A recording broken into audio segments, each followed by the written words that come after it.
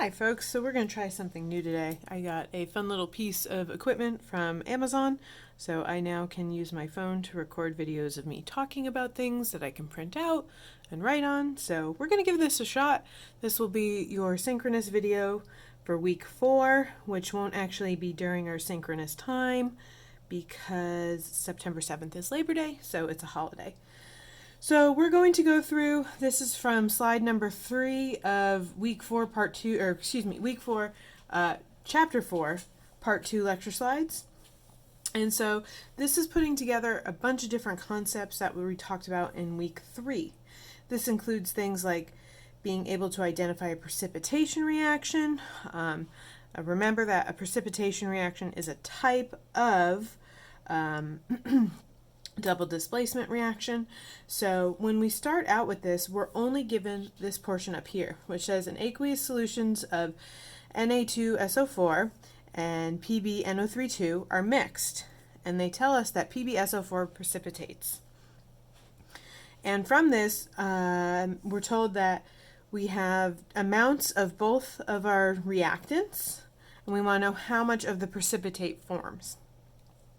So this is a little bit challenging. One step further would have been, instead of telling you the formula, would have been able to say something like aqueous solutions of sodium sulfate and lead-2 nitrate were mixed. Right? That would be harder because then we would have to figure out these formulas. So this is like an intermediate kind of difficulty of a problem. So the first thing we needed to do is write our chemical formula. So we're going to go through, I've kind of color coded, nobody has said anything yet. Oops, I forgot to do my NO3s. Nobody has said anything yet, but if you are having difficulty with color distinctions, please let me know. I have other means by which I can break apart compounds and formulas and things like that. But as long as you aren't having any, primarily this is if you are colorblind or something like that, any issues with the distinctions, I'll keep on keeping on with this. So we know that these two are oh boy, I can't speak today, are our reactants. So we're going to put them on the left-hand side of the arrow. When we look at this, we know that we're going to have everyone kind of what we would say switch dance partners, right? The Na is the cation, the Pb is the cation, the SO4 and the NO3 are the anions. So we know that the Pb is going to go hang out with the SO4 and the Na2 would go hang out with the NO3. We can't have two cations together, we can't have two anions together. So the only way we could actually have a reaction occur is if we go in this direction. We're also told PbSO4 is our precipitate. So there is one of them right there. The only one left over would then be the sodium and the nitrate. Now, we're told that both of these are aqueous solutions, so we can go ahead and give those states of matter. We're also told that the PbSO4 is a precipitate, which means it's a solid. The only one we would have to figure out is the sodium nitrate, or excuse me, nitrite, and you would do that looking at your solubility chart. And it is actually aqueous. The other information we were given is we were told we have 1.25 liters of a 0.5 molar solution of this one, and we have 2 liters of a 0.0250 molar solution of the other one. So I've gone ahead and I've written that information out for myself.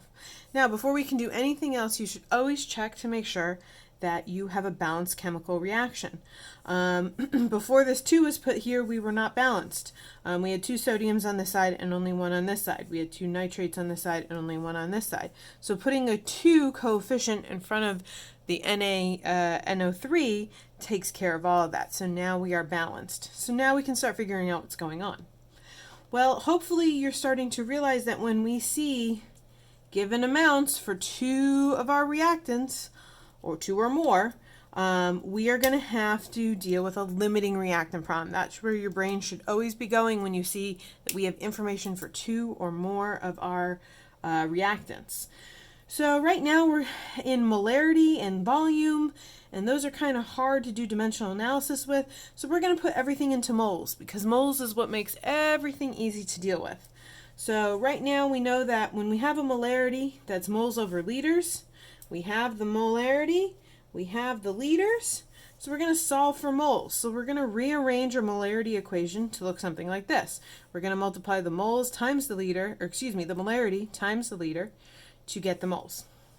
So we're going to do that for both of our reactants, and we end up with these amounts here. These stars are just denoting significant figures. All right, so now I have how many moles of each of my starting materials I have, and I know I should be thinking limiting reactant. And I want to know, the question asks, how much of the PbSO4 is formed.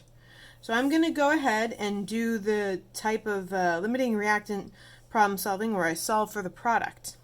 I'm going to solve for PbSO4 in both cases. So I take my starting material of my 0.0500 moles of Na2SO4. I'm already in moles, so I can convert to PbSO4.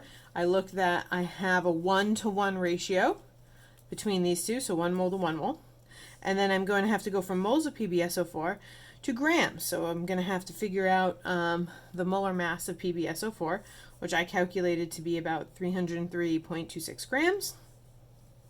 When we multiply across, we end up with 15.163. We know that sig fig wise, there's only 3 sig figs in this number, so our answer can only have 3 sig figs in it, so we end up with 15.2 grams of PbSO4. We do the same thing again with the PbNO3 2. This time we have 0.0625 moles of it. Again, between this guy and this guy, when we look at our balanced chemical equation, we have a 1-to-1 ratio, so 1 mole to 1 mole. Again, multiply by the molar mass, and we get 18.95375, so on and so forth. Again, only to 3 sig figs.